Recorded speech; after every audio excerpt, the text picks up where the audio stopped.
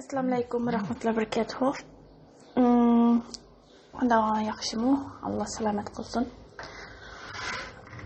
Men qachush mashinasining qattiq sopini deb berishni tugatdim. Endi bu qadam qachush mashinasi yo'qlangan suyuq sopun, ya'ni qachonda suyuq sopunninki tabiiy holda qanday qilsak bo'ldi degan isni biroqlam deb berishni to'g'ri ko'rdim.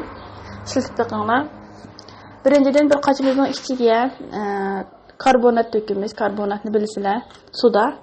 Ondan keyin kabartma tuzu, biz pişiriklarga ishlatamiz, ko'ptirgich, qo'sh ko'ptirgich. Shuni ishlatamiz. Shuni dökümüz. Onun ustiga marketlarga borsanglar limon tuzu deb bir narsa bor. Yumaloq kichik nabatga o'xshaydigan. Shundan dökinglar.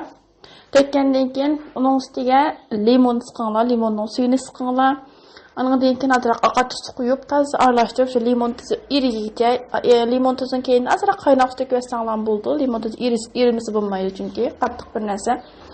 Erigandan keyin qo'shiq bilan tez aralashtirsanglar, bizning suyuq holatdagi qachush suyuq suqimiz hazır bo'ldi degan gap, tayyor bo'ldi degan gap.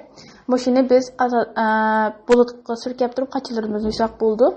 Hammasi tabiiy narsalar, karbonat bo'lsin, bedenimizga kirsa ziyonsiz, biz o karbonatni sudani tomoqqa ishlatamiz, kabartma tuzini tomoqqa ishlatamiz, limon tuzini bir zaharsiz bir narsa, bedenimizga hech bir zahari yo'q, ziyonsiz tarafi yo'q, aqachiqsimi shu, limonmi shu.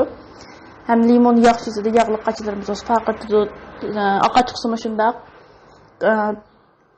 suda bu temizlik, ya'ni pokizlik uchun ishlatiladi, mayli yog'ga qanday narsa qilish uchun hammasi tabiiy narsalar musharqalik sinab baqsanglar bo'ldi, hammasi uyimizda bor. Yana da tuz qo'shib yersanglar bo'ldi. Bir qo'shiq atrofiga tuz qo'shib yersanglar, tuzmi yog'ni o'ziga tortadi. Sinab baqishinglarni umid qilaman.